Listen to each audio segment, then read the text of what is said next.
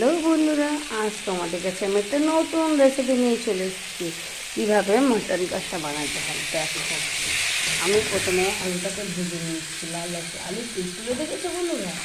এবারে মাটনটাকেও আমি ম্যারিনেট করে নিচ্ছি। কী দিয়ে ম্যারিনেট করেছি? পেঁয়াজ, টমেটো, আদা, রসুন, লঙ্কা, পরিমাণ মতো সব লঙ্কা, হলুদ, নুন আর তেল দিয়ে ভালো করে ম্যারিনেট করে নিচ্ছি। দেখ, এবারে আমি ভালো করে মাটনটাকে কষছি। দেখেছি বন্ধুরা,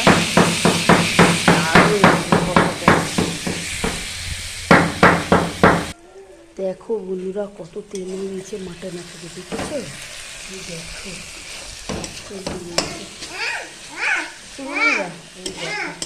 মাটনটাকে আমি ভালো করে কষতে ভালো করে কষে কষে কষে রান্না করবো। দারুণ টেস্ট হয়েছে, দারুণ লাগছে।